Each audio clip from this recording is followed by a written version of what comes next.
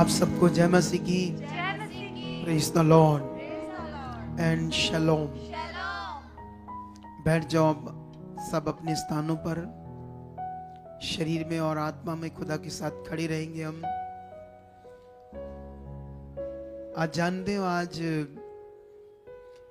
Thanks giving Sunday है। कितने लोगों को पता है? हालेलुया।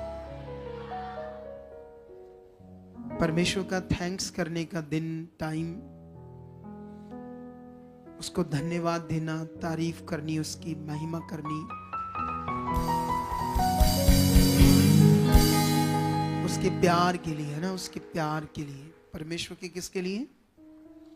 जो उसका बड़ा प्यार है परमेश्वर का। जिस दिन अभी हम जो चुने गए, हमें काफी उसका प्रेम समझ आ गया है, लेकिन और समझ आना चाहिए ना, और ज्यादा। दुनिया को अभी समझ नहीं है ना।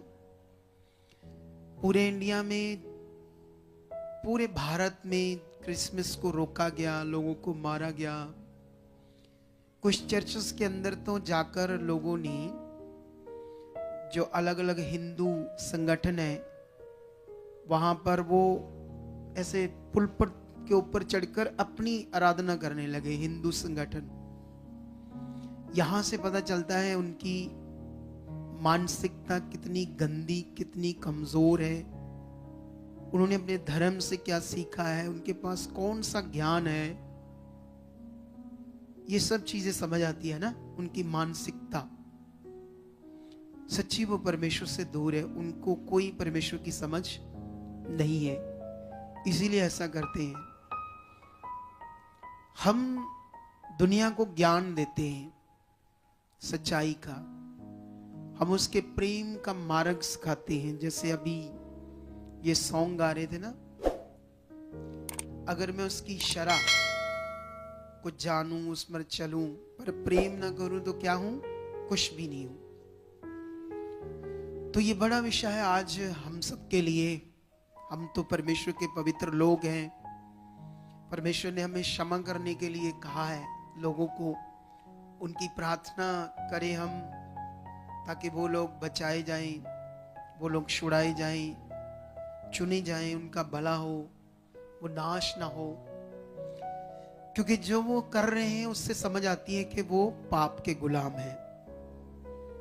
जो बाइबल कह रही है, जिसका हम प्रचार कर रहे हैं, पृथ्वी, ये करो, जो हम पृथ्वी पर प्रचार कर रहे हैं ना, हमारे प्रचार करने का मकसद ही ये है कि जो मनुष्य पाप का गुलाम है, क्योंकि मुक्ति, मोक्ष दुनिया को समझ नहीं है। कोई मुक्ति को कुछ कह रहा है, कोई कुछ कह रहा है, कोई कुछ कह रहा है, कोई कुछ कह रहा है, लेकिन मुक्ति सिर्फ पाप से मुक्त होने को बोलते मुक्ति।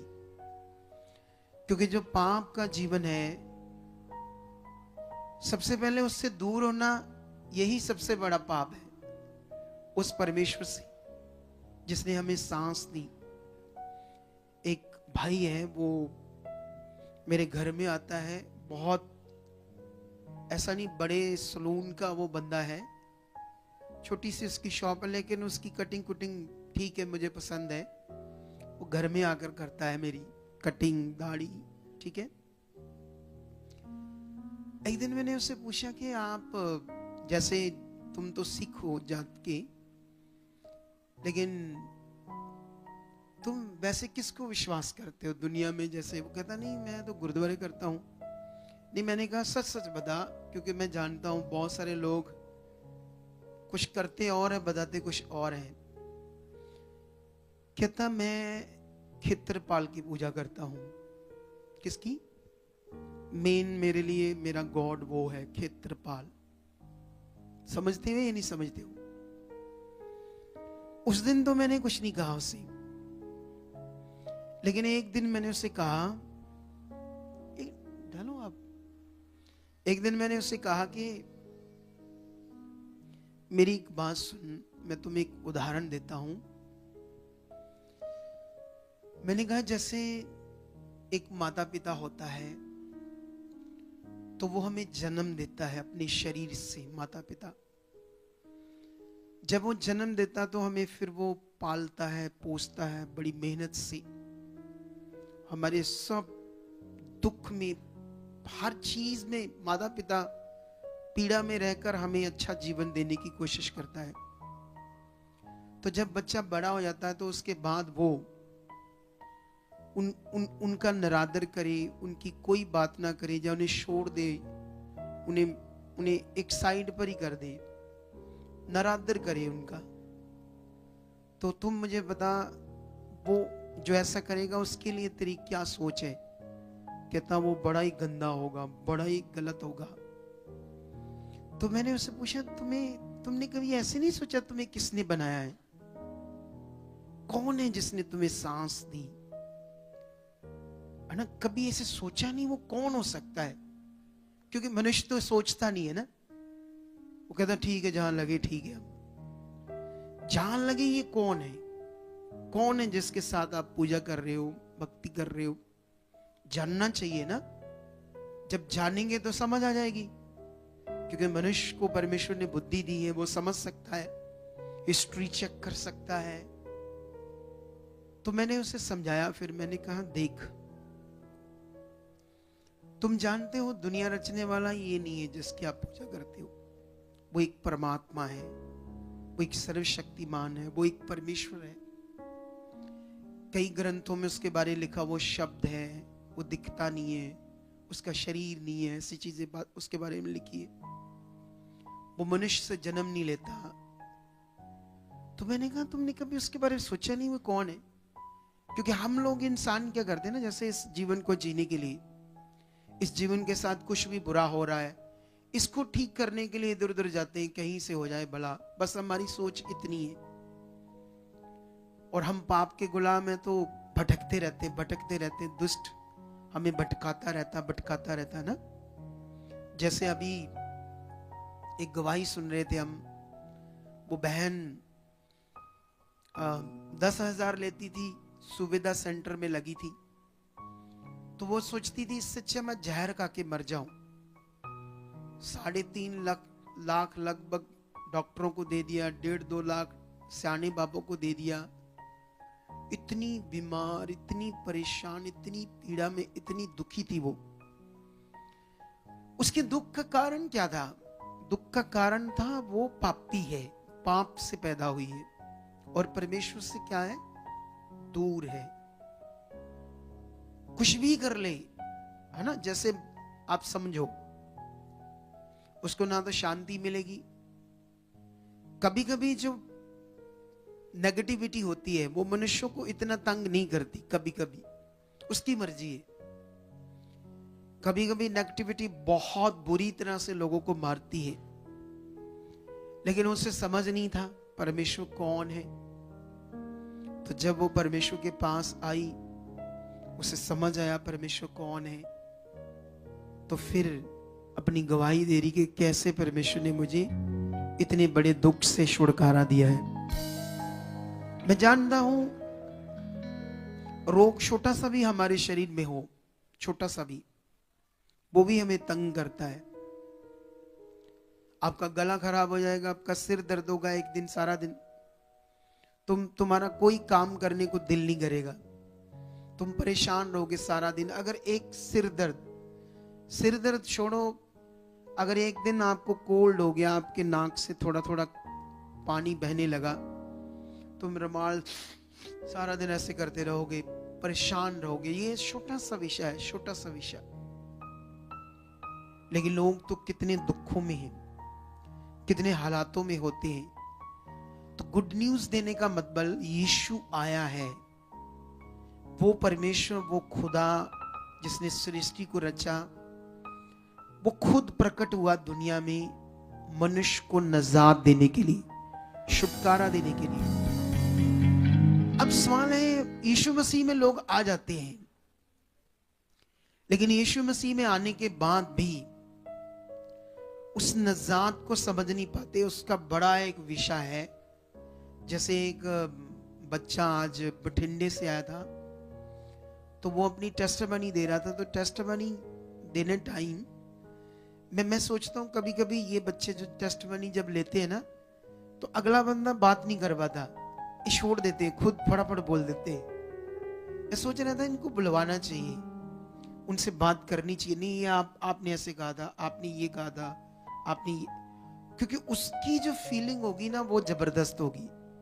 आपने फटाफट किताब पढ़ दी उसकी, वो इतना अफेक्ट नहीं है, छोड़ देते ये बात को बीच में ही। वो कर सकते हैं लोग, लाओ मेरे सामने, मैं सबको बुलवा दूंगा, मैं हर एक के मुंह से वो बातें नहीं। अभी मैंने कुछ नहीं कहा किसी को बैठे रहो, लाओ, मतलब ये नहीं कहा जाओ लाओ, मतलब समझा रहा हूं, सुनो ध्यान से। हमारे पास इतना टाइम नहीं है कि उनको लाना है, समझाना है, पहले टाइम काफी हो गया है। तो अभी ये बात सीखो आप लोग, तो क्योंकि वो बता सकते हैं। अगर इतनी बातें उन्होंने आपको बताई जो आपने लिखी है, उन्होंने बताई ना, तो वो बताएंगे। तुम्हारा कॉन्फिडेंस भी चाहिए। अगर आपने अपना कॉन्फिडेंस छोड़ दिया तो फिर वो उतना पावरफुल तरीके से हम काम नहीं कर पाएंगे। इस बात को हमें याद रखना है। हालेलुया। कितने लोगों को बात समझ आ रही है? वो लड़का बोल रहा था कि मैं 2016 से वो प्रभु में था, और इतने सालों में भी वो कंफ्यूज था बाइबल की बहुत सारी बातों को लेकर, कई सारे विषयों को लेकर। लेकिन क्या होता है ना, जैसे बहुत सारा प्रचार हो रहा है, बहुत सारे काम चर्चेस में हो रहे हैं, चंगाइयां हो रही है, लोग बढ़ रहे हैं, तो जो फेथ से जाते हैं ना, एक चीज याद रखना, जब किसी अगुए का ज्यादा नाम होता है ना, तो वो अगुए को ज्यादा फायदा होता है, पक्का 100%। जितना उसका नाम ज्यादा बढ़ता जाएगा ना, उतना ज्यादा उसको क्या होगा, फायदा। जानते क्यों? क्योंकि वो लोग इतने बड़े विश्वास से आएंगे कि लोगों की हीलिंग फटाफट होती जाएंगी, क्योंकि वो ज्यादा अच्छे और बड़े विश्वास से वहां जाएंगे। नॉर्मल पास्टरों के पास विश्वास से नहीं जाते लोग, नॉर्मल विश्वास से जाते हैं, या उनको इतने अच्छे से लेते ही नहीं, या उनके अंदर ये फेथ ही नहीं होता कि ये हमारे पास्टर की प्रार्थना से हम हील हो जाएंगे, क्योंकि उनका मन उस पास्टर के साथ नॉर्मल है। आप जानते हो, जब ये लड़का बोल रहा था, आज जो जलालाबाद ब्रांच में मैंने उसे अपॉइंट किया है, तो वो बता रहा था वहां लोग कैसे हील हो रहे हैं, वहां पर लोग कैसे चंगाई पा रहे हैं, और कैसे मुझे गाइडेंस मिलती रहती है वहां क्या क्या करना है। मैं भी नहीं वो बातें जानता, तो मुझे वो सब बातें खास खा के बहुत अच्छा वहां परमेश्वर का काम हो रहा है। आप जानते हो, यहां एक विषय भी है आपके लिए, सुनो। यह आपके दिल में है कि आप किस मन से परमेश्वर के पास आना चाहते हो। जैसे वो लोग दूर हैं, 200-250 किलोमीटर हैं, तो यहां तो नहीं आए, लेकिन वो वहीं अपने मन को पूरा लगा रहे हैं परमेश्वर के साथ। तो ये जो वो खास वहां बैठकर ऑनलाइन है ना मन लगा रहे हैं, हो सकता है यहां बैठकर उतना ना लगाओ आप, या अपने आप को नॉर्मल कर लो, है ना। जैसे मैं पिछले दिनों में ये उदाहरण भी देता था कि जैसे मान लो किसी ने ताजमहल नहीं देखा, सुना है ताजमहल के बारे में, मैंने भी नहीं देखा, अभी मैं भी नहीं गया कभी, ठीक है। आप लोगों में से किसी ने देखा ताजमहल? 2-4-10 लोगों ने देखा, बाकी लोगों ने नहीं। तो मान लो आपको कोई कहे ताजमहल मैंने देखना जाना है, तो चल, तो वो कहे चल तेरे पैसे भी खर्च दूंगा मैं, तो तुम्हारे मन में होगा भी हाँ देखना है, ताजमहल सुना है। तो जब जा रहे होंगे ताजमहल देखने, तो कैसी सोचे चल रही होंगी, सोचो कैसा होगा, कैसी फीलिंग होगी, कैसी उसकी दीवारें संगमरमर की होगी, कितनी उसमें निकासी है ना, डिजाइन बने होंगे, सोचे सोचे सोचे सोचे चल रही होंगी, है ना अंदर। लेकिन जब आप जाओगे वहां, तो उसको कैसे देखोगे? खास मन से ना, एक फीलिंग से, खास मन से पूरा देखा, मजा आया ना। लेकिन फिर किसी ने कहा चलें ताजमहल देखने।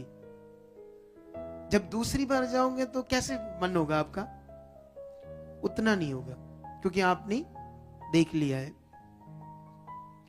तो देख लिया तो इसलिए उतनी रुचि भी नहीं होगी देखने की, फिर जाओगे भी तो उतना मन नहीं होगा। कितनों को बात समझ आ रही? क्योंकि देख लिया है। इसीलिए परमेश्वर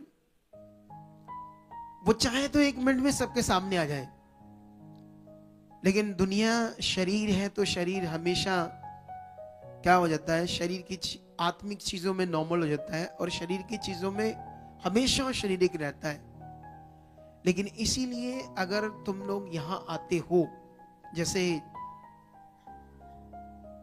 इस बार हमारी जो ये मीटिंग हुई 25 दिसंबर क्रिसमस की, सच्ची रिकॉर्ड तोड़ मीटिंग हुई हमारी, रिकॉर्ड तोड़ मीटिंग, ठीक है। तो रिकॉर्ड तोड़ मीटिंग हुई, अभी भी हजारों लोग नहीं आए हमारे, हजारों लोग नहीं आए अभी भी। कितने एवेंजलिस्ट, कितने एवेंजलिज्म करने वाले लोग नहीं आए। अब सवाल है कि क्रिसमस हमने बड़ी धूमधाम से मनाया, उसका हम थैंक्स गिवन करेंगे आज परमेश्वर का। लेकिन इतना धूमधाम से मनाने के बाद फिर जब संडे की आएगी एक मीटिंग, तो उसमें नॉर्मल होना है? बोलो नहीं। बस यही ठीक कर लिया है कि इंसान ने अपने आप को, तो वो कभी धोखे में नहीं जाएगा, वो आगे बढ़ता जाएगा। सोच कर देखो, ये वर्शिप टीम में भी मिस है बच्चे, इधर भी मिस है बच्चे। ये क्या बुद्धि होगी इनकी, क्या दिमाग होगा इनका कि मतलब क्रिसमस मना लिया तो आज जरूरी नहीं है, आज जरूरी नहीं है, जरूरी क्रिसमस था। तो ये मिस अपने आप को रखना, ये बहुत अच्छा विषय नहीं है, बहुत अच्छा विषय नहीं है। हालेलुया। कितनों को बात समझ आ रही है आज सारी?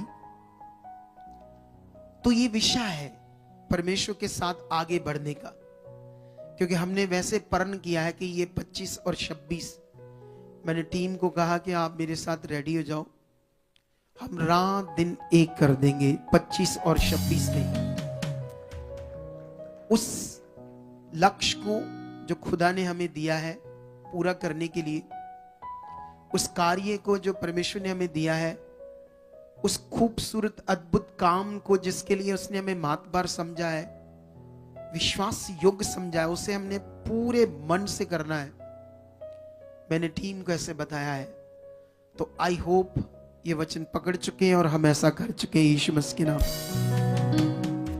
तो इसीलिए वो लड़का जो कंफ्यूज था वचनों से, क्योंकि बाइबल एक्चुअली में जो लिखा गया ये फिगरेटिवली बहुत है, फिगरेटिवली, और कुछ परमेश्वर की जो हाईली स्पिरिचुअली अंडरस्टैंडिंग है या हाईली स्पिरिचुअली लैंग्वेज है, उसके अकॉर्डिंग लिखा गया। तो इसको आम मनुष्य के बस की बात नहीं है समझना। इसको समझने के लिए अपने आप को दीन करना पड़ेगा, परमेश्वर के साथ बहुत अच्छे से बनाना पड़ेगा अपने आप को, तो फिर इसकी बहुत सारी क्या आएगी, समझ आएगी।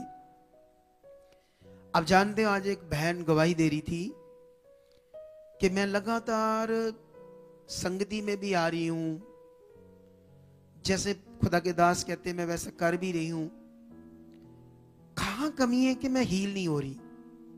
उसके कुछ रोग थे, थोड़े मैं भूल गया क्या क्या रोग थे, कुछ रोग थे उसको पता, वो जो दे रही थी गवाही। रीढ़ की हड्डी में दर्द था,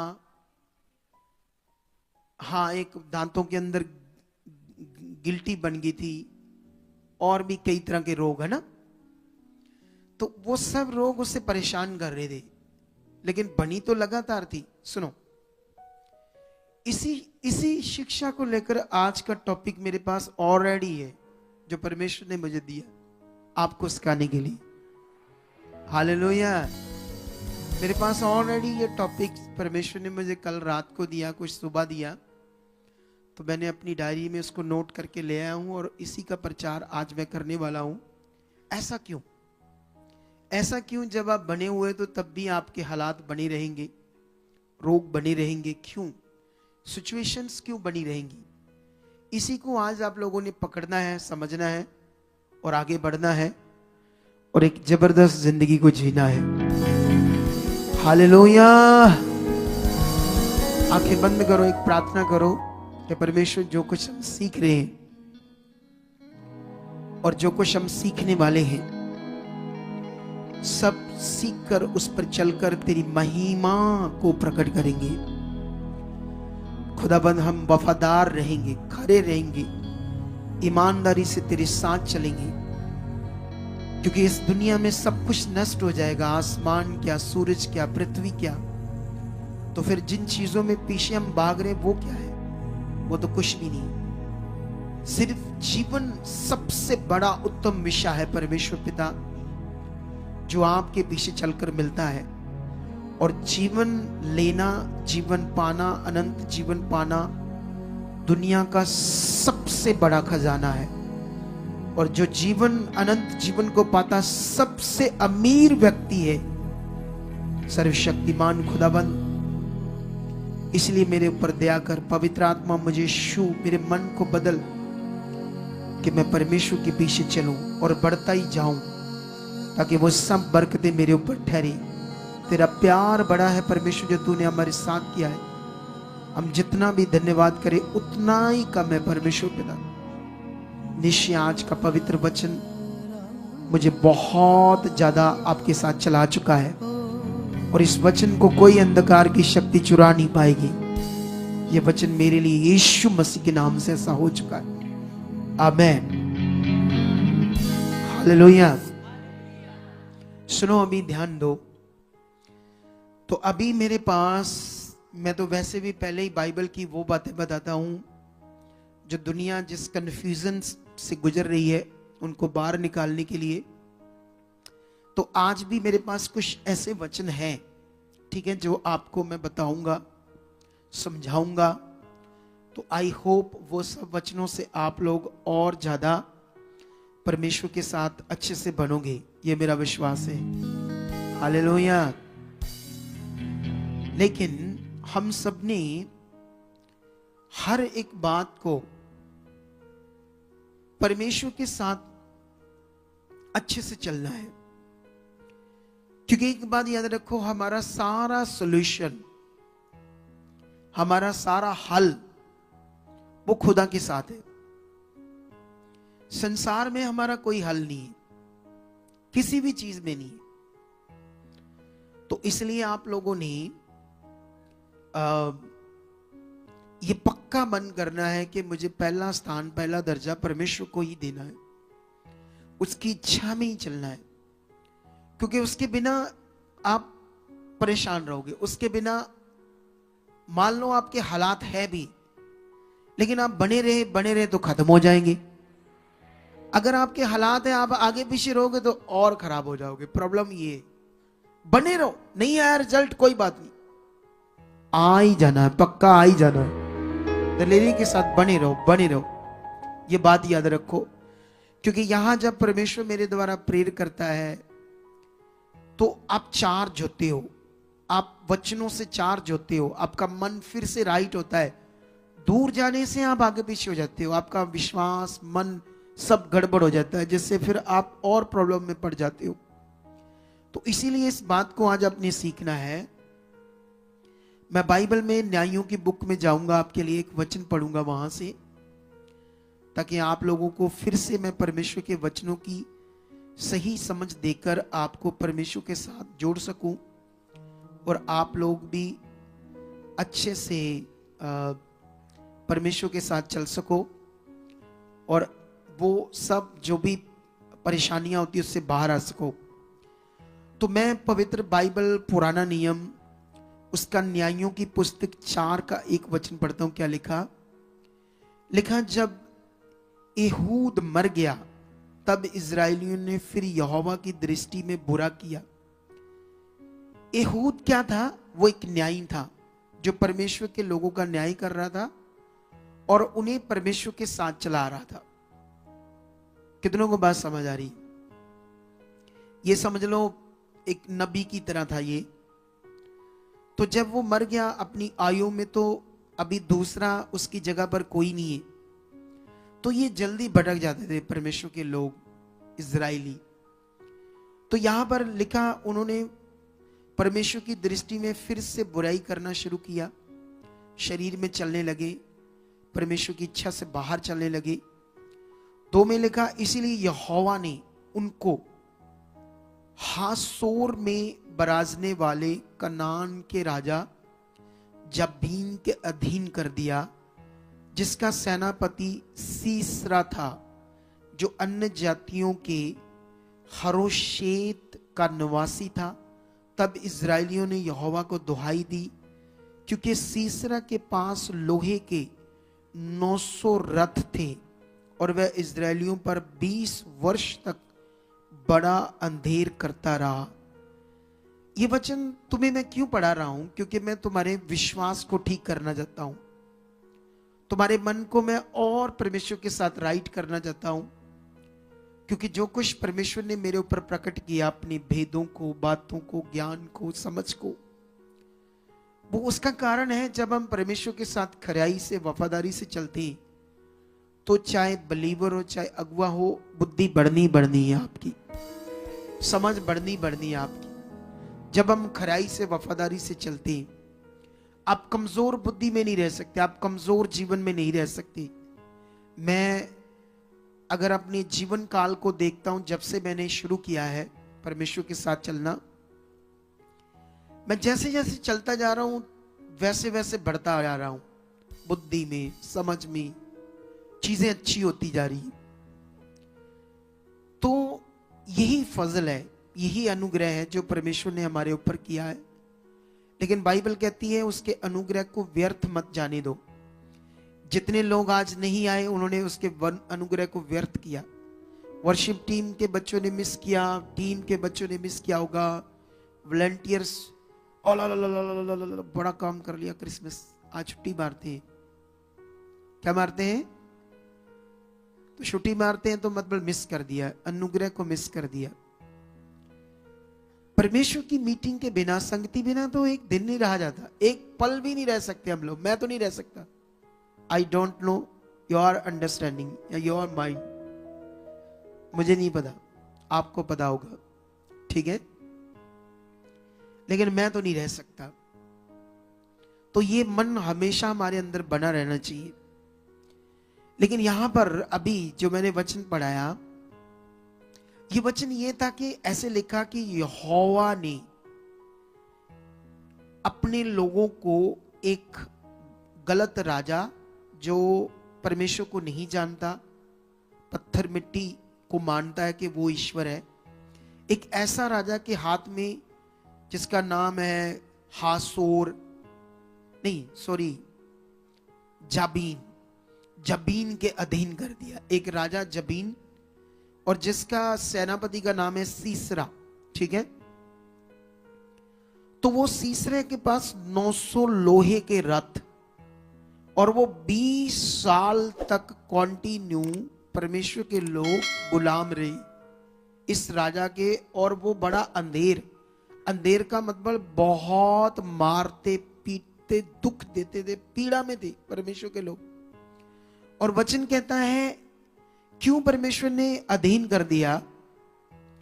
क्योंकि ये जो लोग हैं, इन्होंने परमेश्वर की इच्छा से बाहर गए, वचन को तोड़ दिया, उसके साथ नहीं चले। तो परमेश्वर ने उनको भी उनके साथ फिर वैसा बुरा किया।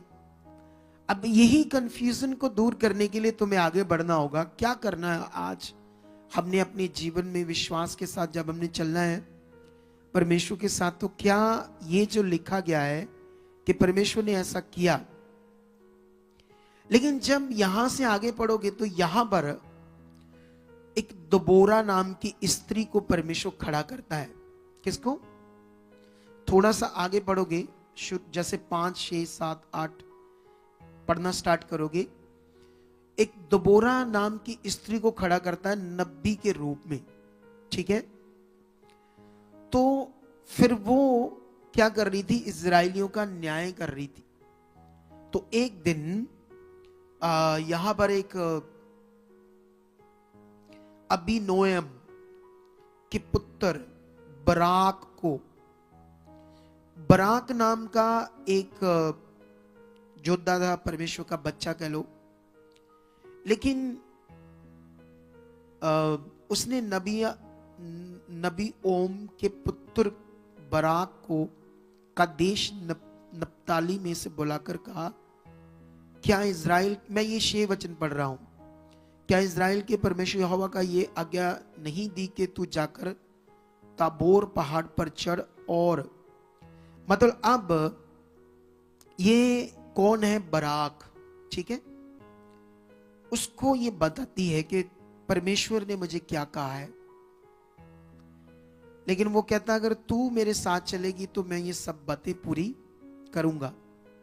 इसने कहा सब जो परमेश्वर के लोग हैं उनको इकट्ठा कर, ताकि हम इस गुलामी के जुए को तोड़ेंगे, क्योंकि यहोवा का यह वचन है कि मैं तुम्हें इस गुलामी से आजाद कराऊंगा और जबीन और सीसरा को खत्म करके सब कुछ उनका नष्ट करके, क्योंकि ये अब जब से ये दोबारा आई है तो वचन पूरा हो रहा है। क्या हो रहा है, जब वचन नहीं पूरा हो रहा तो कौन काम कर रहा है, शैतान। जब परमेश्वर का वचन पूरा हो रहा है तो अब वचन का फल आएगा। जब तुम दिहाड़ी लगाते हो तो क्या मिलती तुमको, दिहाड़ी मिलती है ना। जब तुम महीना भर नौकरी पर जाते हो तो उसकी क्या मिलती है, तनख्वाह मिलती है। तो इसी तरह से जब आप वचन पूरा करते हो तो वो कैसे निष्फल होगा, सोचो। क्या कभी ऐसा हो सकता कि जो हम परमेश्वर के साथ कर रहे हैं, ये वॉलंटियर की सेवा कर रहे हैं, ये नई एक टीम बनी है बच्चों की, बड़ी अच्छी लगती है मुझे, ये आर्मी की फौज, खम्भ लगाकर बड़े अच्छे लगते बच्चे, तो ये सब सेवा कर रहे हैं, परमेश्वर के लिए खड़े हैं, लेकिन इनको अपनी सेवा में अपने आप को पवित्र भी रखना पड़ेगा। ये सबसे बड़ा विषय है, क्योंकि जब हम सेवा करते हैं तो लड़के लड़कियां आपस में होते हैं सारी सेवा में, तो कुछ ना कुछ शैतान भी चाहता है कि आपस में विचार गलत हो जाएं, तो तब वो सेवा का फल नहीं आएगा, तब कुछ गड़बड़ हो जाएगा। इसीलिए हम जिसके साथ चल रहे पहला स्थान उसकी ओर। मैं किसी को बता रहा था एक बात, कोई सेवक था वो व्यभिचार में थोड़ा जा रहा था, तो मैंने किसी को समझाया कि व्यभिचार मिट्टी का जीवन है, मिट्टी जीवन है, लेकिन परमेश्वर के साथ जो जीवन है वो जबरदस्त जीवन है, जबरदस्त। करके देखे कोई अच्छे से जीकर परमेश्वर के साथ, और परमेश्वर हमारे लिए सबसे बेस्ट करेगा। कुंवारे लड़के हैं, लड़कियां हैं, तो परमेश्वर उनके लिए एक बेस्ट रिश्ते को, लड़की लड़के को लेकर आएगा अपनी इच्छा से, क्योंकि हम जो करेंगे अपनी मर्जी से वो मिट्टी होगा। हमेशा क्लेश, झगड़े, लड़ाई, कोसते रहेंगे एक दूसरे को, जो हम अपनी बुद्धि से करेंगे। तो क्यों ना हम बैठ करके पवित्रता में रह के परमेश्वर की इच्छा को मांगे, तो वो हमारे लिए क्या करेगा, बेस्ट करेगा। तो यहां पर दबोरा के द्वारा परमेश्वर ने अपना वचन दिया और वो बराक तैयार हुआ। इतनी पावरफुल फौज 10,000 लोगों के सामने हार गई। 900 लोहे के रथ टूट गए इनके सामने। परमेश्वर की पावर काम कर रही थी, ये कभी भी नहीं उनको जीत सकते थे, लेकिन वो सब खत्म हो गए, हार गए, दौड़ गए, भाग गए, ये आजाद हुए। लेकिन एक वचन यहीं से और पढ़ता हूं मैं आपके लिए जो बड़ा मेन है। 5:1 में लिखा, उसी दिन दबोरा और अबीनोम के पुत्र बराक ने ये गीत गाया जब वो जीत गए। इज़राइल के अगुओं ने जो अगुवाई की और प्रजा जो अपनी ही इच्छा से बढ़ती हुई, इसके लिए यहोवा को धन्य कहो। हालेलुया। ये वचन कहता है, गीत क्या गाया क्योंकि जीत गए। जीत का कारण था अगुओं ने अगुवाई की और लोगों ने उस अगुवाई को मान लिया। हालेलुया। अगर वो अगुए अगुवाई नहीं करती, वो अगुआ अगुवाई नहीं करता, लोग उसे नहीं मानते, वो जीत नहीं होती, वो अच्छा जीवन नहीं लेते, वो परमेश्वर की इच्छा से नहीं बढ़ते। इसीलिए वो कहता यहोवा को क्या कहो, धन्य कहो, क्योंकि उसने कार्य किया। आज ये बड़ा विषय है क्योंकि हम पापी जीवन से प्रभु के पास आए। प्रभु क्षमा करता, नो डाउट। लेकिन बहुत सारे लोग जब चंगाई लेते हैं, छुटकारा लेते हैं, तो परमेश्वर का उस तरफ आदर बनाकर अपने जीवन में चलते नहीं उसके साथ। बहुत सारे लोग परमेश्वर से काम लेकर फिर सोचते हैं ये हमारा धर्म नहीं है। उनको उनकी मूर्खता ही प्रकट हो जाती है। सोचना चाहिए कि तुमने तो अपने धर्म में सब कुछ कर लिया, ये कौन है जीवित परमेश्वर जिसने तुम्हें आज हील किया? उसकी खोज में लग जाओ, वो तुम्हें खजानों के जैसे जीवन देगा। तुमने तो भी एक काम लिया है तो तुम आगे पीछे हो रहे हो। एक काम लेकर उसको आदर नहीं दे रहे, साइड पर हो रहे हो। उसके साथ चलो, फिर देखो वो क्या क्या करेगा। मैं गवाह हूं उसका। मैंने एक काम देखा था 2002 में परमेश्वर का, और 2002 से लेकर आज 2024 हो गया है। आज तक ना तो मैं वो काम बोला हूं परमेश्वर का जो उसने किया, और ना मैं परमेश्वर का पल्ला छोड़ा। हालात आए, कई तरह की चीजें हुई, लेकिन मुझे समझ आ गई ये परमेश्वर है, क्योंकि मैंने सब कुछ करके देखा था। और मैंने जो सब कुछ किया वो तो मुझे नई जीवन मिला, तो अब दोबारा मैं क्या करूंगा उसको करके? तो मैं उसी को करूंगा जहां से मुझे जीवन मिला, और उसी में बढ़ूंगा और ज्यादा। मैंने यही किया, और आज मेरे पास खूबसूरत और यूनिक जीवन है जो खुदावंद ने मुझे दिया है। इसी को आप लोगों को पकड़ना होगा, इसी बात को हथियार बनाना होगा, इसी बात में तुम्हें बढ़ना होगा। तुम रेडी लगाते हो, तुम्हारा रेस्टोरेंट बन सकता है। तुम एक ठेला चलाते हो, तुम ट्रकों के मालिक बन सकते हो, वो बना सकता है। लेकिन इसके लिए उसको वफादारी चाहिए, तुम्हारा रिश्ता चाहिए, तुम्हारा अच्छा मन चाहिए, तुम्हारी धार्मिकता चाहिए, तुम्हारी प्यास चाहिए, भूख चाहिए, प्यास चाहिए परमेश्वर के प्रति। अगर ये भूख प्यास हमारे अंदर है तो फिर देखो जीवन। ऐसा नहीं परमेश्वर के साथ गैप मत डालो। मैंने देखा कितने लोग पूरे इंडिया से, जितनी गैदरिंग थी इतनी, इससे भी ज्यादा हमारे पास और आ सकती थी, लेकिन लोग पहुंचे नहीं 25 को भी। 25 को पहुंचे तो आज देखो कितने कम है ना। उन्हें लगता बहुत है, बहुत है, बड़ी आशीष है। कितनों को बात समझ आ रही है आज? हालेलुया। लेकिन मैं ये वचन तुम्हें क्यों पढ़ा रहा हूं? यहां पर वचन ये कहता कि जब वो गलत हुए थे, परमेश्वर ने जब्बीन राजा, गंदा राजा, उसके हाथ में लोगों को कर दिया अपनी। क्या ऐसा परमेश्वर करता है? ऐसा क्यों लिखा? यही कंफ्यूजन वो लड़का, ये लड़का था, अच्छा यही लड़का था, ऐसी कंफ्यूजन में ये पड़ा हुआ था। जैसे परमेश्वर परीक्षाएं लेता है। क्या लेता है? परमेश्वर में चलना है तो हालात आने, ये होना, वो होना है। और प्रेयर भी लोगों को नहीं समझ कैसे प्रेयर करनी है, कैसे प्रेयर का असल मीनिंग क्या है। तुम एक उत्तम मिनिस्ट्री में आते हो, एक प्योर और खालस मिनिस्ट्री में आते हो जो खुदा की है, और जिसमें मैं एक छोटा सा सेवक हूं। मेरा इसमें कुछ नहीं है, सब कुछ खुदा का है। मैं तो सेवा करता हूं, आपकी तरह मैं भी उसका बच्चा हूं, बिलीवर हूं। मैं भी इस मेहनत को कर रहा हूं। मेरे बिजनेस स्टार्ट होने वाले हैं, और भी मैंने भी अपना बोना है। ये तो फ्री करनी है मैंने, दिल से, खुशियों से, मन से, क्योंकि उसने मुझे जीवन दिया है। जिसने मुझे जीवन दिया है, मैं उसका उपकार कैसे बोलूं? जिसने मुझे चुना है, मैं नाश हो जाता अगर मैं ना चुना जाता। अगर मैं भी संसार की तरह किसी मनुष्य की भक्ति करता रहता तो मेरी रूह भी नष्ट हो जाती। और रूह नष्ट होना, इसी को तो मुक्ति कहते हैं, उसी को बचाना तो मुक्ति कहते हैं, जो इंसान को समझनी है। तो पहला स्थान हमने परमेश्वर को देना है। लेकिन यहां पर अभी हम अय्यूब की बुक में जाते हैं। यहां पर आज आपको एक नई चीज समझाते हैं अय्यूब की बुक से, जो आपको पहले शायद नहीं सुनी होगी आपने मेरे मुंह से, तो इसलिए मैं ये आपको समझाता हूं। जब अय्यूब का बहुत बुरा हाल हो जाता है, शैतान उसकी जिंदगी को बर्बाद कर देता है, उसके 7 बेटे 3 बेटियां मर जाती है। वो एक रिच पर्सन होता है ना, जैसे रिच पर्सन।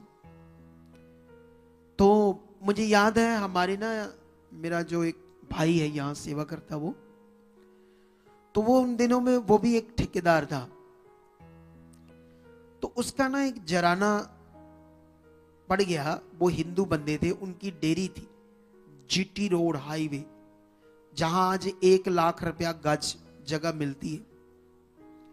उनकी बड़ी जगह थी, लेकिन वो सारा कुछ उसके बाप ने कमाया था। तो वो क्या करते थे, जो काउंटर होता था ना डेयरी का, उसके नीचे शराब रखते थे, 2 बोतल 4 बोतल, सारा दिन मौज मस्ती। कोई भी आप पकड़, तू भी पी मैं भी पी, टुन रहते थे, कोई ध्यान नहीं बिजनेस पर। और आज वो सब कुछ खत्म हो गया, उनका बिजनेस, पैसा, चीजें, प्रॉपर्टी। जैसे वो फैक्ट्री में जाते हैं ना, डब्बा पकड़ के रोटी 2-3 रोटियां बांध कर सब्जी लेकर, ऐसे जाते हैं साइकिल पर बेचारी। ये हाल हो गया है। इसी तरह से शैतान ने अय्यूब का कर दिया, रिच पर्सन को खत्म कर दिया। चलो पैसा गया तो गया, बिजनेस गया तो गया, लेकिन बच्चे गए, ये उसके लिए दुख था। बच्चों का भी दुख बाइबल में उसने इतना बड़ा नहीं माना। फिर शैतान ने उसके शरीर पर, खुद के शरीर पर पूरे फोड़े, कीड़े तक चला दिए। लेकिन उसकी पत्नी उसको बुरा भला बोल रही थी कि तू क्या परमेश्वर को पकड़ कर बैठा है, फटकार से। लेकिन वो जितना जानता था, उसने कहा नहीं, वो धन्य है। अगर उसने कुछ अच्छा दिया तो, अगर उसने दुख दिया तो हमें दुख भी लेना चाहिए, जैसे दुनिया कहती है। उसके पास भी ऐसी शिक्षा थी। लेकिन मैं यहां से थोड़ा सा पढ़ता हूं आपके लिए एक वचन, अय्यूब की बुक 2:11।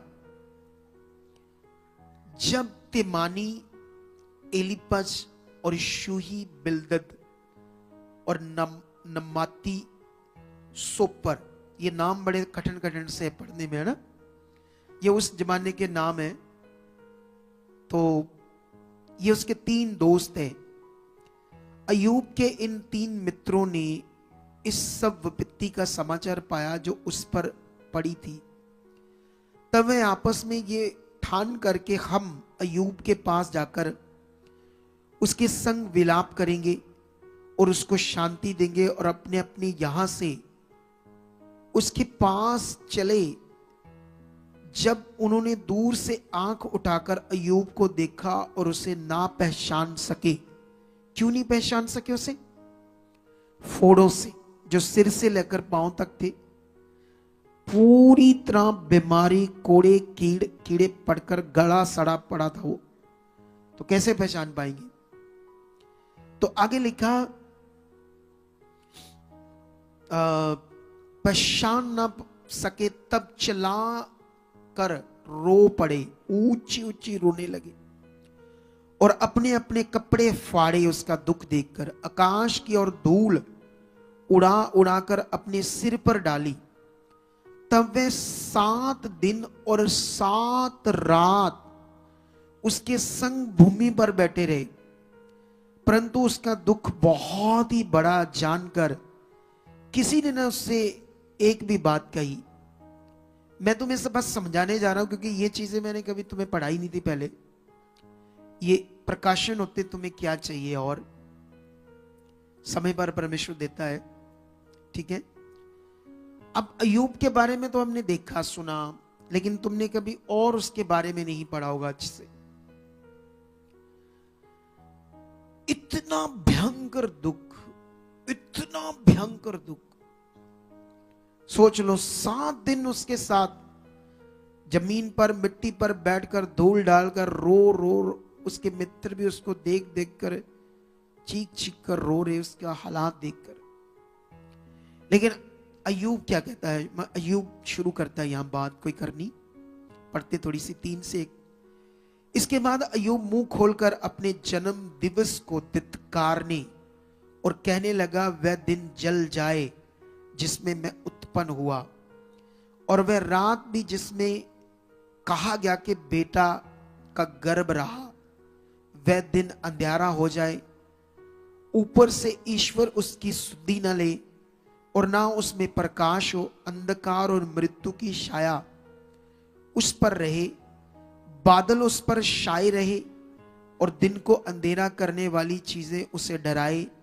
घोर अंधकार उस रात को पकड़े, वर्ष के दिनों के बीच वह आनंद न करने पाए और ना महीनों में उसकी गिनती की जाए। सुनो, वह रात बांझ हो जाए, उसमें गाने का शब्द ना सुन पड़े। जो लोग किसी दिन को धिक्कारते हैं और लिव्यातान को छोड़ने में निपुण और उसे धिक्कारे, उसकी संध्या के तारे प्रकाश ना दे, वह उजाले की बाट जोए, वह उसे ना मिले, वह भोर की पलकों को भी देखने ना पाए, क्योंकि उसने मेरी माता की कोख को बंद ना किया और कष्ट को मेरी दृष्टि में से ना छुपाया। मैं गर्भ ही में क्यों ना मर गया, पेट से निकलते ही मेरा प्राण क्यों ना छूटा। मैं घुटनों पर क्यों लिया गया। सुनो ना, देखो ध्यान से, ये बातें जो मैं पढ़ा रहा हूं आपको, इसको समझना होगा आपको, ऐसा क्यों वो बोल रहा है। ये उस दुख की फीलिंग है, उस पीड़ा की फीलिंग जो वो बोल रहा है अपने मित्रों के सामने। क्या कर रहा है? इतना पीड़ा, इतना भारी दुख जो उस पर आया। अब सोचने वाली बात है, क्यों आया उस पर, यह बड़ा विषय है। बाइबल तो कहती वह धर्मी मनुष्य, परमेश्वर का भय मानता था, बुराई से दूर रहता था। तो फिर क्रिश्चियनिटी कहेगी हां परमेश्वर परीक्षा ले रहा है। वो कैसा परमेश्वर है जो इतनी पीड़ा में मनुष्य को रखता है? उसको क्या मजा आता है? कौन सी ये परीक्षा है? कितनों को बात समझ आ रही है? सुनो, आप जानते हो ऐसा क्यों हुआ? ऐसा होने का कारण था उसके बच्चे। जैसे आज एक गवाही हम सुन रहे थे बहन की, कि जब उसके शरीर में हालात थे तो वो उसके घर वाले बच्चे जो प्रभु में नहीं है वो उसको ताने मारते थे।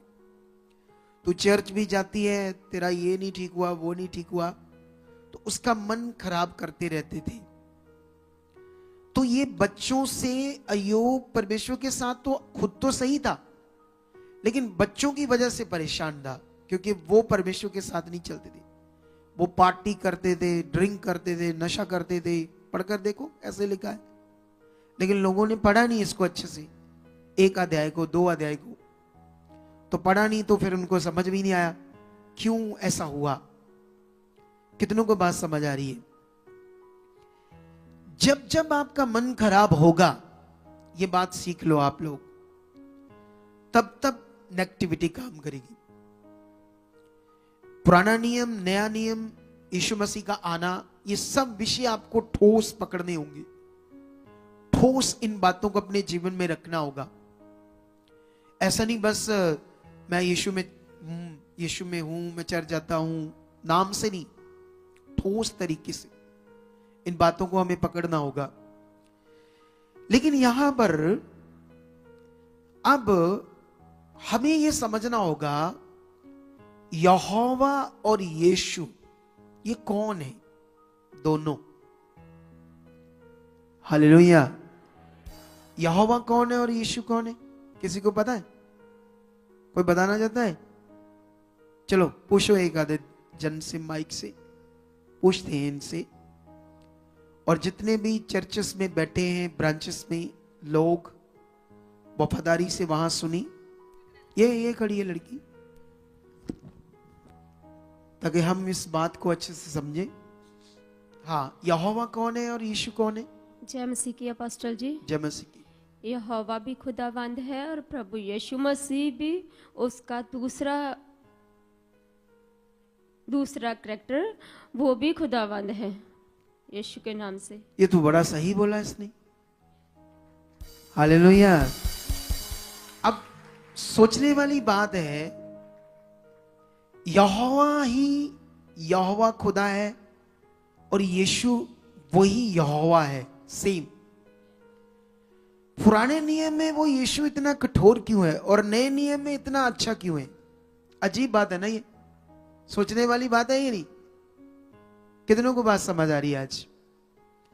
पुराने नियम में हम जब पढ़ते हैं तो परमेश्वर आपको बड़ा कठोर दिखेगा, और जब हम नए नियम में पढ़ते हैं तो कितना पीसफुल, कितना उसमें प्यार है तो ये एक ही। ऐसा क्यों?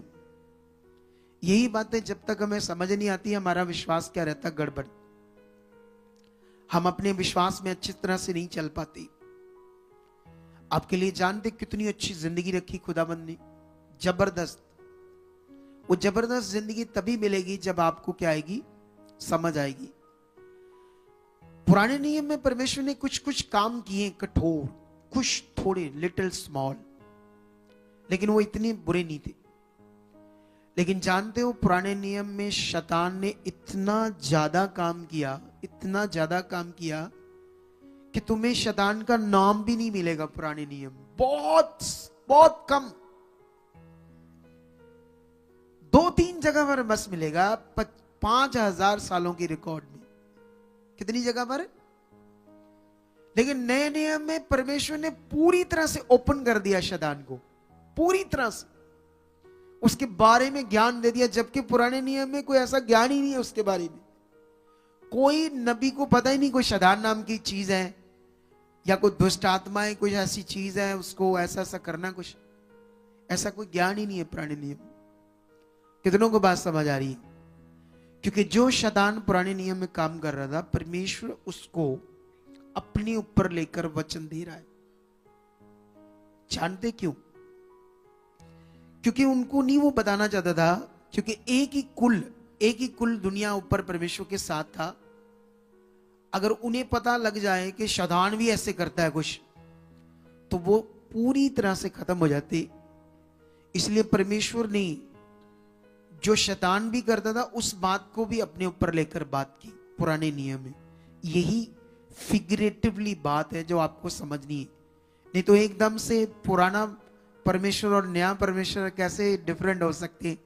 एक ही परमेश्वर है, एक ही खुदा है, जो पुराने नियम में भी काम कर रहा था और नए नियम में उसने अपने सच्चे प्रेम को प्रकट करके दिखाया कि मुझे कितनी मोहब्बत है दुनिया से, जिस दुनिया को मैंने रचा बनाया, और मैं मोहब्बत करने वाला, प्रेम करने वाला खुदा हूं।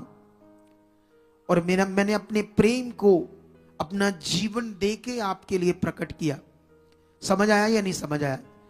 लेकिन यहां विषय है शरीर और पवित्र आत्मा।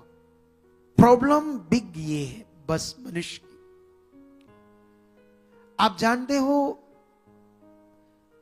जैसे वो गवाही सुन रहे थे कि वो पहले बहन जैसे मांस प्रेर होती थी, तो मांस प्रेर सुनकर तो लंगर शक्कर चला जाती होंगी। लेकिन वो कहती फिर मैं बैठने लगी, ले हैंड देखने लगी। क्या देखने लगी?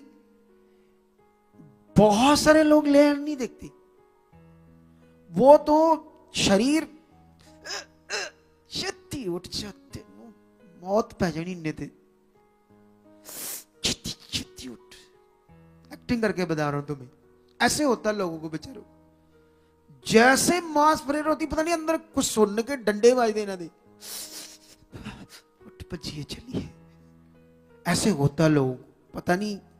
ये विषय इतना खराब है, शरीर का विषय। और मैं तो ज्ञान दे रहा हूं, लेकिन वो पकड़ नहीं रहे, क्योंकि शरीर काम कर रहा है कॉन्टिन्यू। क्या कर रहा है? मैं कंटिन्यू इनको सिखा रहा हूं, मीडिया टीम को क्या करना है। मैं ना आपको सच्ची एक बात बताऊं, मैं अपनी टीम को दुख नहीं देना चाहता था, क्योंकि मैं हमेशा जब मेरे लिए ये कुछ करना चाहते मैं मना करता हूं। मैं कहता हूं कुछ नहीं करना, कोई स्पेशल गाड़ी नहीं लानी, कुछ नहीं करना। तो इस बार इन्होंने मुझे बताया ही नहीं, इन्होंने खुद खर्चा किया। मैं फटाफट तैयार होकर बाहर निकला। जैसे मैं एक बार तो ऐसे हो गया गाड़ी देकर जो इन्होंने की। मैंने कहा ये क्या। फिर मेरे दिल में आ रहा था कि मैं अगर कुछ बोलूंगा तो उनका मन खराब होगा, क्योंकि मुझे नहीं चाहिए ऐसी सिस्टम। क्योंकि मैं चाहता हूं वो टाइम आए तो फिर परमेश्वर दे तो बहुत अच्छा होगा। क्योंकि इसके लिए मैं बताऊंगा, मैं टीम को समझाई ये बात। मैंने कहा मान लो आज मुझे आप बड़ा शाही ठाट लेकर आए हो, कल मैं फिर अपनी सिंपल गाड़ी से आऊंगा, मैं अपनी कॉलोनी में अपने भाई के साथ वॉक करूंगा, लोग देखेंगे कल बंदा बड़ा शाही ठाट जा रहा था, आज ये वॉक कर रहा है। तो मैं कहा ये मुझे फील अच्छा नहीं लगता। मैं चाहता हूं मुझे खुदा एक दिन फैसिलिटी दे ऐसी कि जब ऐसी चीज दे तो मैं हमेशा 2-3 गाड़ियां मेरे साथ चले, तो फिर तो अच्छा लगेगा। तब ये करोगे तो मुझे अच्छा लगेगा। तो इसीलिए मैं हमेशा मना करता हूं। लेकिन मैं उस पर बैठ गया, लेकिन मेरे ना वो फीलिंग नहीं थी, वो वाली देखी थी ना, वो फीलिंग जो होनी चाहिए थी, उसी कारण थी। क्योंकि मैं चाहता नहीं था ऐसा, लेकिन मैं इनको कुछ कह नहीं रहा था, क्योंकि इतने प्यार से उन्होंने मेरे लिए सरप्राइज किया, सब कुछ किया, मेहनत की। पैसे भी इन्होंने पता नहीं थोड़े थोड़े इकट्ठे करके, वो पता नहीं 18-20 हजार लिया गाड़ी वाले ने, तो वो इन्होंने किया। तो मैं नहीं चाहता था कि मैं खुश हूं इनसे, परमेश्वर इनके प्यार से खुश हूं मैं। ये बात याद रखो। कितनों को मेरी बात समझ आ रही। मैं एक अलग अगुवा हूं। मैं समय से पहले कुछ ओवर नहीं करना चाहता, कुछ भी। सच्ची मैं चाहता हूं समय में सब कुछ हो मेरे साथ, खुदा करे तो वो मैं उसको मजा लेकर चलूंगा परमेश्वर के साथ। और उसने सबके लिए ऐसे रखा, आपके लिए भी रखा है। कितनों को बात समझ आ रही है। मैं कहां बात कर रहा था, ये बात मैंने क्यों शुरू की, ये बड़ा विषय आपके लिए। उससे पहले मैं क्या टॉपिक पर बात कर रहा था, नहीं वो हो गया था पूरा। शरीर है ना, शरीर की बात कर रहे थे हम। सुनो देखो ध्यान से, ये शरीर का विषय बड़ा अजीब विषय है। हाँ मैं ये बात कर रहा था, मैं मीडिया वालों को समझाता हूं। मैंने देखा उस वीडियो का एक सीन जिसमें ये बच्चे जो नए तैयार किए गए थे ना, ये मेरे घर के इधर बहुत सारे बच्चे थे, 20-25। कैमरे वाले ने मुझे शूट किया, मैं जैसे निकला और मुझे बैठा दिया और ले गया। लेकिन जो परफॉर्मेंस वहां बच्चे कर रहे थे वो शूट ही नहीं किया। मैं ये सोचकर हैरान था कि इनको बुद्धि चाहिए। मतलब उनकी परफॉर्मेंस, वो इतने मेरे घर आए अपनी परफॉर्मेंस करने के लिए, एक खुदा को रिस्पेक्ट देने के लिए, मुझे नहीं खुदा को, उसके लिए कर रहे हैं हम। तो ये सब चीजें नोट करनी चाहिए। क्या कर सकते हैं हम, यहां क्या करना है, ये सारी बुद्धि कौन देता है हमें, परमेश्वर देता है। मैं तो वैसे कॉन्टिन्यू समझाता रहता हूं, ये बात ये यहां से ये। अगर एक बंदा एक फील्ड में, तो वो एक दिन समझाओ। जैसे मान लो हम कैमरा पकड़ रहे हैं, तो कैमरे वाले को क्या करना पड़ेगा ना, सबसे पहले आसपास ऐसे देखना चाहिए, क्या करना है मुझे। वो प्रे भी करे, परमेश्वर ये मेरी सेवा तो मैं अच्छे से करूं, मुझे और अच्छे से करना है, तो परमेश्वर करवाएगा। क्या करेगा। कितनों को बात समझ आ रही है। तो इसी तरह से आपने भी प्रार्थना करनी है कि परमेश्वर मुझे शरीर में नहीं रहना, क्योंकि शरीर आपके लिए बड़ा खतरनाक विषय है। यही बात अय्यूब ने कही, मैं बताता हूं। ये देखो उसका शरीर का विषय सामने आया अय्यूब का, जब हालात नहीं आया उससे पहले वो क्या कर रहा था अपने बच्चों को लेकर। वो अपने बच्चों को लेकर 3:25 में लिखा, क्योंकि जिस डरावनी बात से मैं डरता हूं वही मुझ पर आ पड़ती है, और जिस बात से मैं भय खाता रहा वही मुझ पर आ पड़ती है। हालेलुया।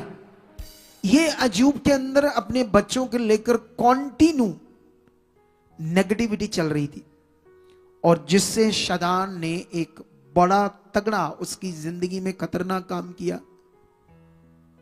अब यहां तो स्टोरी कुछ और है, परमेश्वर के सामने शैतान गया, ये हुआ वो हुआ। क्या स्टोरी इसकी मैं अगर पूरी एक्सप्लेनेशन बताऊंगा तो शायद क्रिश्चियनिटी मेरे विरोध में हो जाएगी, सच्ची। क्योंकि जैसे ये लिखा है इसके अंदर भी फिगरेटिवली बातें जो हमें अंडरस्टैंड करने वाली है, तो इसीलिए मैं ज्यादा बातें तो बताता भी नहीं, मैं थोड़ा थोड़ा ही समझाता रहता हूं, क्योंकि इतना खुदावंद ने अपने ज्ञान को मेरे ऊपर प्रकट किया है। तो इसीलिए जहां इतना बड़ा ज्ञान मेरे पास परमेश्वर ने प्रकट किया है, तो वहां की कलीसिया कितनी पावरफुल होनी चाहिए, ये बात सीख लो आप लोग। शैतान नहीं चाहता कि आप उन बातों को पकड़ो, सीखो जो यहां परमेश्वर आपको दे रहा है। तुम पता क्यों जबरदस्त तुम्हारी ब्लेसिंग है इस मिनिस्ट्री में, सच्ची जबरदस्त ब्लेसिंग, ठीक है। तो जबरदस्त ब्लेसिंग है, तो थोड़ा सा ही फर्क है उसको पाने के लिए, थोड़ा सा ही, बस ये शरीर है और ये आत्मिक जीवन है। इसको ध्यान दे दिया तो वो सब कुछ जबरदस्त प्रकट होना है। थोड़ा सा ही है, थोड़ा सा, ज्यादा अंतर नहीं। उस अंतर को समझ लो। जैसे मैं बात कर रहा हूं, जैसे मेरे द्वारा आपको कुछ समझाया जाता है आत्मा के द्वारा, उसको आप ध्यान से पकड़ो, ध्यान से लो कि जो आज परमेश्वर ने मुझे सिखाया वो मेरे लिए, मेरे लिए, मेरे लिए। आपको समझ आ रहा है कि नहीं आ रहा? तो उस बात को आपने समझ कर चलना है। अगर आपने उस बात को नहीं समझा तो फिर आप शरीर में रह जाओगे। क्योंकि जो हमारे लोग जो प्रभु में इतने दुखी होते हैं वो इसीलिए क्योंकि वो शरीर में, उन्हें पता ही नहीं आत्मिक जिंदगी। जैसे अभी ये बड़ा विषय है नया जन्म। नया जन्म बाइबल के अंदर हमारा क्या होता है, हम सोचते हैं बपतिस्मा ले लिया तो नया जन्म हो गया। तो बपतिस्मा लेकर तो लोग ब्लू फिल्में देखते हैं, बपतिस्मा लेकर तो लोग व्यभिचार भी करते हैं, गालियां भी देते हैं, झगड़े भी करते हैं, सब कुछ वही रहता है जो पहले था बपतिस्मा लेने के बाद भी। इसका मतलब बपतिस्मा जो पानी से लिया वो क्या है, और जो यूहन्ना ने बपतिस्मा कहा था कि मैं तो तुम्हें पानी से बपतिस्मा देता हूं, पर मेरे बाद जो आने वाला है वो तुम्हें आत्मा से बपतिस्मा देगा। किससे देगा? ये मेन था। ये विषय अगर लोगों को समझ नहीं आया, आत्मा का बपतिस्मा या आत्मा का जीवन, पवित्र आत्मा का जीवन जो हमारा है, ये समझ नहीं आया तो समझ लो आप पुराने जीवन में हो। और पुराने जीवन के ऊपर किसका अधिकार है? शैतान का, नेगेटिविटी का। इसीलिए लोग परेशान रहते हैं। ये जो आज देखना जब मास परेड होगी, कितना अच्छा सिखाया ना मैंने। देखना जब मास परेड होगी, उठ जल्दी कर, चलिए। मास परेड खत्म होती, कुछ लोग, वो बहन भी ऐसे करती थी। फिर उसने ले हैंड कहती, मैंने देखना स्टार्ट किया कैसे परमेश्वर ले हैंड से हीलिंग कर रहा है सामने सामने। मेरा विश्वास बढ़ने लगा कहती। फिर मैंने भी करवाई कहती। मैंने तब कराई जब बहुत सारे लोगों की देखी ले हैंड, बहुत सारे लोगों को हील होते हैं, अपनी आंखों से बैठकर देखा श्वास से। उसके बाद करवाई तो मेरी सारी बीमारी चले गई जिससे मैं परेशान थी। शरीर शरीर शरीर चीजें मेरे साथ चल रही थी। कई लोगों को कितना भी समझाओ वो बात समझते नहीं है, अपने हालात में रहते हैं, अपनी बरकतें जो खुदा ने इतनी रखी उसको ले नहीं पाते, बात को समझ नहीं पाते। वो सब कुछ रेडी है, तैयार है जो परमेश्वर ने रखा है। इसलिए अपने मन को स्ट्रांग बनाकर रखो। इधर हमारे पास 2 बहनें आती है, वो बहुत कम मुझसे मिलती, ले हैंड भी बहुत कम करवाती है। मुझे टीम ने बताया कि वो कहती है हम परमेश्वर के दास के साथ कभी नॉर्मल नहीं होना चाहती, कभी भी नहीं नॉर्मल होना चाहिए। क्योंकि उन्होंने बताया जब आप मेरे साथ नॉर्मल हो जाओगे फिर मेरी प्रार्थना भी तुम्हारे ऊपर काम नहीं करेगी। इसलिए ना तो मेरी प्रार्थना, ना मेरा वचन, ना मेरे साथ कभी नॉर्मल मत होना, नहीं तो तुम आम हो जाओगे, तुम्हारा नॉर्मल जीवन हो जाएगा। तुम्हें ये रिश्ता उसी रीति से बनाकर रखना पड़ेगा जैसे खुदा बात करता है, फिर तुम जबरदस्त बरकत पाओगे और आगे जाओगे। तो मैं यहां पर तुम्हें आत्मा के द्वारा जीवन है, आत्मा के द्वारा नया जन्म है, ये बाइबल कहती है। लेकिन इसके लिए मैं तुम्हें सिर्फ जल्दी से सिर्फ 2 वचन पढ़ाना चाहता हूं, सिर्फ 2 वचन। मैं ज्यादा लंबा नहीं करना चाहता हूं। अगले 3-4 मिनट में मैं अपने प्रीच को समाप्त कर दूंगा, ठीक है, आप लोगों के लिए। हाँ, यहां पर हम जाएंगे पहले 1 कुरिन्थिया में, उसके बाद 1 कुरिन्थिया 6 का 11 वचन पढ़ेंगे। लिखा, मैं तुम में से कितने ऐसे ही थे। अगर ऊपर पढ़ोगे तो शारीरिक जीवन की बात हो रही है। कौन से जीवन की? जो बड़ा गंदा जीवन, गलत जीवन, शारीरिक जीवन होता है, उसकी बात हो रही है। अगर थोड़ा सा ऊपर पढ़ोगे, लगभग 7 से पढ़ते आओगे तो, और लिखा, मैं तुम में से कितने ऐसे ही थे, मतलब शारीरिक जीवन में, गलत जीवन में, परंतु तुम प्रभु यीशु मसीह के नाम से और हमारे परमेश्वर के आत्मा से धोए गए और पवित्र हुए और धर्मी ठहरे। हम अगर धोए जाएंगे तो वो आत्मा से, पवित्र ठहरेंगे तो वो आत्मा से। ये मेन है सबसे आपका, जो आपको ध्यान देना पड़ेगा, आत्मा का जीवन। एक वचन में तुम्हें 2 कुरिन्थियों से भी पढ़ाता हूं, इस बात को भी तुम्हें समझ आए कि ये कैसे। हाँ, 2 कुरिन्थियों 3 का अगर मैं 15 से पढ़ूं तो ऐसा लिखा, आज तक जब कभी मूसा की पुस्तक पढ़ी जाती है तो उनके हृदयों पर पर्दा पड़ा रहता है, परंतु जब कभी उनका हृदय प्रभु की ओर फिरेगा। ये यहूदियों की बात हो रही, इस्राएलियों की। इस्राएली मूसा की व्यवस्था में तो मन लगाए थे क्योंकि वह शारीरिक रीतियां थी, लेकिन यीशु मसीह को कबूल नहीं कर रहे थे। लेकिन लिखा, जब कभी उनका हृदय प्रभु यीशु मसीह की ओर फिरेगा तब वह पर्दा उठ जाएगा। प्रभु तो आत्मा है और जहां कहीं प्रभु का आत्मा है वहां स्वतंत्रता है। परंतु जब हम सबके उगाड़े चेहरे से प्रभु का प्रताप इस प्रकार प्रकट होता है जिस प्रकार दर्पण में, तो प्रभु के द्वारा जो आत्मा है हम उसी तेजस्वी रूप में अंश अंश करके बदलते जाते हैं। ये विषय है कि हमारे चेहरे उघाड़े से प्रभु का जीवन प्रकट होना है जिस प्रकार दर्पण में, तो प्रभु के द्वारा जो आत्मा हम उसी के तेजस्वी रूप में अंश अंश करके बदलते जाते हैं उसके आत्मा के द्वारा। नहीं तो ये पॉसिबल ही नहीं।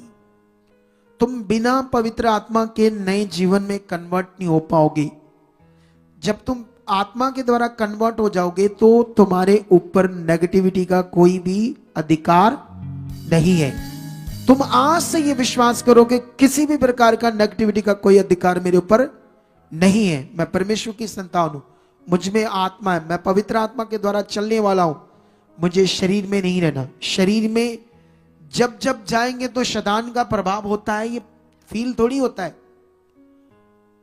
इससे पता चलता है जैसे आज लोग नहीं पहुंचे, ज्यादा लोगों के ना पहुंचने का कारण शरीर।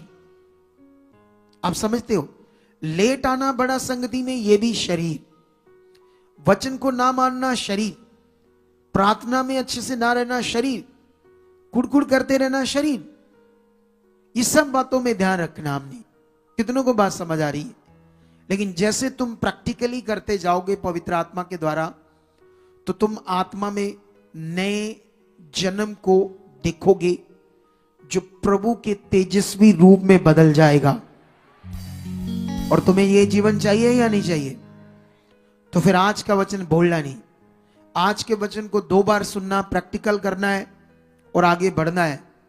फिर देखना आपकी जिंदगी को कैसे परमेश्वर खूबसूरत तरीके से प्रकट करता है। तो आइए, आज का वचन परमेश्वर ने हमें दे दिया है और मैं एक छोटी सी अनाउंसमेंट करना चाहता हूं आपके लिए, छोटी नहीं बड़ी, सॉरी, एक बड़ी अनाउंसमेंट, वो है 31 दिसंबर की रात। Are you ready? रेडी हो?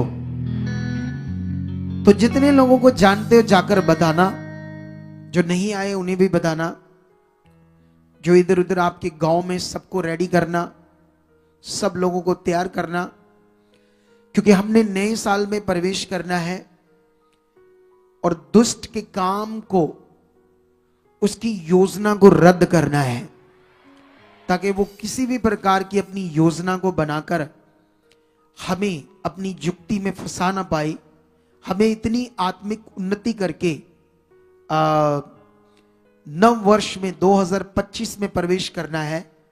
तो क्रॉस ओवरनाइट मीटिंग को हम करेंगे, एक जबरदस्त मीटिंग होगी। और मैं तुम्हें बताना चाहता हूं, कल सुबह मैं एक वीडियो डालूंगा उसकी इनविटेशन की, और उस इनविटेशन में मैं कुछ गवाहियों को लेकर आऊंगा आपके सामने, जो आप यहां सत्संग में अभी नहीं दी गई, मौत से बाहर लाने वाली गवाही। उस गवाही को बताने के बाद मैं 31 दिसंबर की बात करूंगा, उसमें आपके लिए और ज्यादा, क्योंकि जैसे मैं कल रात को प्रार्थना में था और मैं परमेश्वर से बातें कर रहा था, तो मैं परमेश्वर ने मुझे बताया कि जो वर्ड मैंने तुम्हें दिया था कि आज हजारों लोग हील हो चुके हैं, परमेश्वर ने मुझे कहा निश्चय वो हील हो चुके हैं, और जो जो भविष्यवाणियां तेरे मुंह से निकली है वो पूरी हो चुकी है। लेकिन क्या होता है ना, जैसे हम जब भी 25 दिसंबर करते हैं तो उस दिन सेलिब्रेशन होता है, तो लोगों का जो दिमाग होता है वो हीलिंग पावर सामर्थ इन बातों में कम होता है, सेलिब्रेशन में ज्यादा होता है ना, नाचना, ऐसी चीजें करना, है ना। तो ये जो रात होती है क्रॉस ओवरनाइट, ये वो सेलिब्रेशन की तरह नहीं होती। इसमें कोई ज्यादा ऐसे कोई परफॉर्मेंस वगैरह नहीं है हमारे पास। इसमें सिर्फ आपके लिए कुछ अद्भुत चीजें, नए नए प्लान हैं। सबसे पहले तो परमेश्वर ने मुझे बताया है कि जितनी टीम्स यहां सेवा करती है सबको खड़े करके ब्लेस करना उस रात। जैसे ये सारे सोल्जर, इनको वॉलेंटियर को, है ना, सोल्जर्स को, मीडिया टीम को, हमारी टीम को, और उस रात कुछ और भी चीजें जो आत्मा बता रहा करने के लिए आपके लिए। तो वो कल एक वीडियो डालेंगे, हम उसमें बताएंगे। तो आई होप जो भी लोग आज की मीटिंग सुन रहे होंगे, जो घरों में बैठे होंगे, अपना बाबू साहब, है ना, घर में ही बैठे होंगे अपनी, अब इधर लोकल भी बैठे होंगे, अभी अमृतसर में भी चल गए इसी क्रिसमस थे, करे देख लेने। ये नॉर्मल चीज है, ये शरीर है। क्या है ये? मैं जानता हूं आज हो सकता है कई अगुए ना पहुंचे हो संडे मीटिंग में, लेकिन मैं तो पहुंचता हूं यीशु मसीह के नाम से। मुझे वैसे भी 25-26 को रात दिन एक करना है। तो सोचो, जब हमारे अंदर इतना बड़ा मन है, तो वो कलीसिया जब ये बातें पकड़ कर चलेगी, तो वो कलीसिया कैसी जबरदस्त होगी, कैसा आत्मिक जबरदस्त प्रभाव होगा, कैसी तुम्हारी जिंदगी होगी, कैसे तुम आगे बढ़ने वाले होंगे, कैसी तुम्हारी जिंदगियां होंगी। ये बात को पकड़ कर चलो। डरना नहीं किसी हालात से, किसी भी विषय से, किसी भी बीमारी से, किसी भी चीज से डरने की जरूरत नहीं। खुदा है हमारे साथ, वो तुम्हें बढ़ाएगा, तुम्हें जबरदस्त जीवन देगा। तो इस रात जो 31 दिसंबर की है, परिवारों समेत आना है, क्योंकि वो ग्रेस को लेकर जाना है, वो प्रेयर को लेकर जाना है, वो वर्ड्स को लेकर जाना है, वो वचन को लेकर जाना है, जो 2025 की शुरुआत में शैतान की जुक्ति को खत्म करके रखेंगे, और नया साल तुम्हारी जिंदगियों में खुशियां लाएगा। क्योंकि वैसे नए साल में कई चीजें आने वाली है, रॉन्ग सिस्टम, हालात कई देशों में, इंडिया में भी, लोगों पर भी, लेकिन तुम बचाए रहोगे उस वचन को पूरा करके जो परमेश्वर तुम्हें 31 की नाइट को देगा। तो तो हम मिलेंगे 31 की नाइट को जबरदस्त मीटिंग के साथ। तुम 4 बजे आओ, 3 बजे आओ, अपनी जगह को सुनिश्चित करो। लंगर हम स्टार्ट कर देंगे 5 बजे। खाना होगा देसी घी का, आपके लिए वो होगा हलवा, गुड़ का हलवा होगा, कॉफी मशीन्स लगी होंगी। जो भी हम बेस्ट कर पाएंगे तो पूरा करेंगे यीशु मसीह के नाम से आपके लिए। तुम उसके लिए बो या ना बो, लेकिन हम अपनी ओर से बेस्ट करेंगे। क्या करेंगे हम अपनी ओर से बेस्ट करेंगे परमेश्वर की महिमा के लिए। तो आई होप, कुछ लोग होते हैं हमारे साथ, कुछ ऐसे लोग हैं जो हर बार आगे आते बहुत बोने में, लंगर में, हर चीज में। तो आई होप फिर वो आ चुके होंगे इस प्रोग्राम के लिए भी, तो परमेश्वर उन्हें बरकत दे चुका है यीशु मसीह के नाम से। आइए